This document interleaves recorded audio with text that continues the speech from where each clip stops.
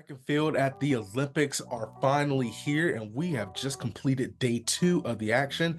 We're going to talk a little bit about it here, what stood out the most, and what we are looking forward to headed into day three on this quick episode of Track Talk.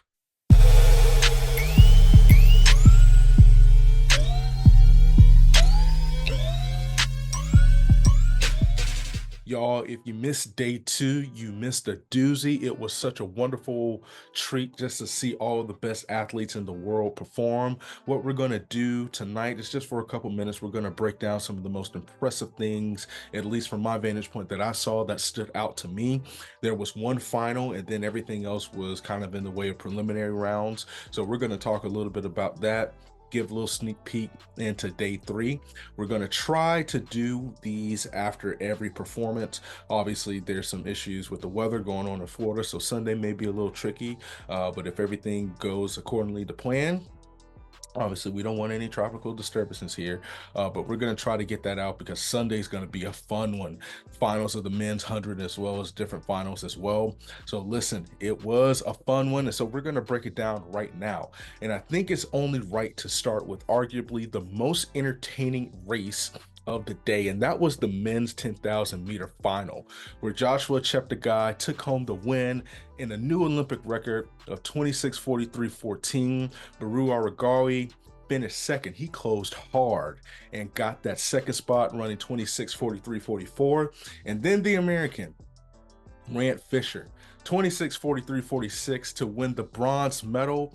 And guess what? Have to brag on Grant a little bit because that is the second medal that an American man has won in the men's 10K since 2012. Galen Rupp did it in London in 2012, and the second time in 60 years. Think about that, 60 years in that event. If you watch the event, Kara Goucher was overcome with emotion because it was such a monumental moment for American distance running. And it was just a monumental moment because of just the talent that was displayed. It was so entertaining. 10Ks are long. 10Ks are very long.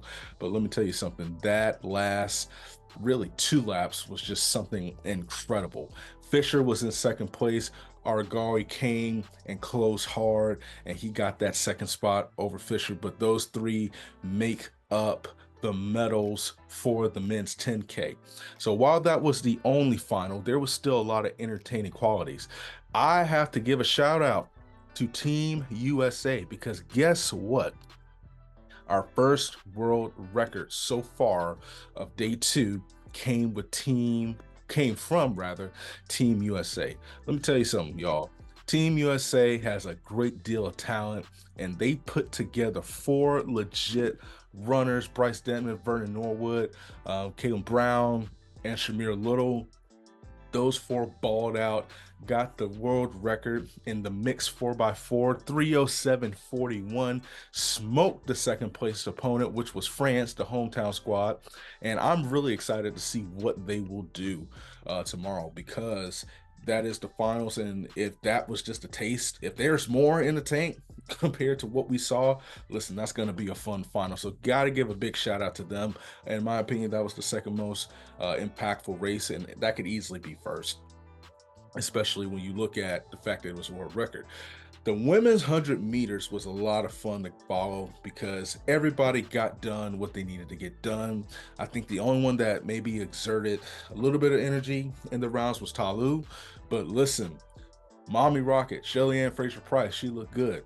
Sha'Carri Richardson looked good. Julian Alfred looked good. And I want to get to day three now specifically because I'm really looking forward to it. There is a massive heat.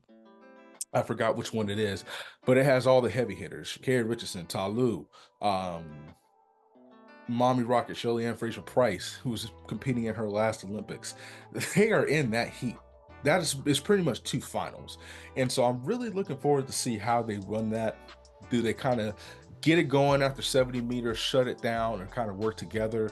Or do they really, really put the pedal to the metal and try to prove a point to show who's superior and who is the favorite headed into the finals?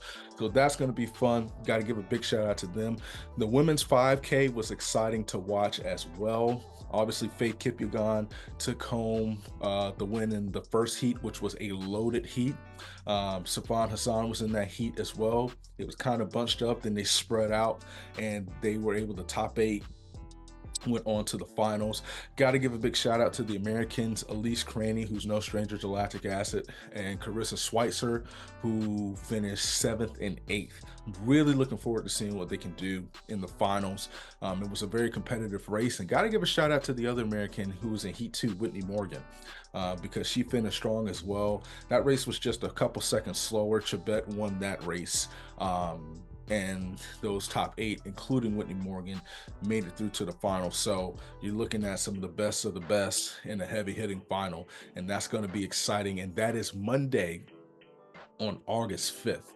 Listen, Ryan Krauser, he's the man. He took care of business. Valerie Allman, she took care of business in the qualifying rounds of the throws. In the case of Valerie Allman, she threw the furthest of the American history when it comes to the Olympics. So she set what would be an American Olympic record with the furthest throw headed into out of the qualifying round. And so that was something that was pretty cool to see. There was a lot of great things when it comes to the men's 1500. Obviously, you have the triple jump, the qualifications for the triple jump, that were heating up. So we won't go into full detail step by step, but those were some of the ones that excited me, because those were just high level competitive events. And that's not to say, oh, they don't matter. No, we wanted to keep it kind of short, but those are some of the performances that I love. Tomorrow, August 3rd, Saturday, it's going to be exciting because you have the men's 100, you have the repechage rounds of the women's 800 meters, which is going to be interesting because that's the first kind of bit of that. That's going to be a tough one because the 800 is no joke. And so you're essentially running 4 800s if you continue to progress to the finals. You have the men's 1500 repechage round, which is even crazier because you're running an additional 1500 meters. Finals of the men's shot put, semifinals of the women's 100 meters, and then the finals, and then mixed relay finals for the 4x1. I want to say this when it comes to the women's 100 meters: do not sleep on Julian Alfred. Do not sleep on Julian Alfred. I know we've been talking about the heavy hitters, deservedly so, but she is one of them. Do not be surprised, A, if she makes the podium, but B, if she pulls off the win. So listen, I'm gonna save my hot takes for another day. We're gonna try to do this, like I said, every day.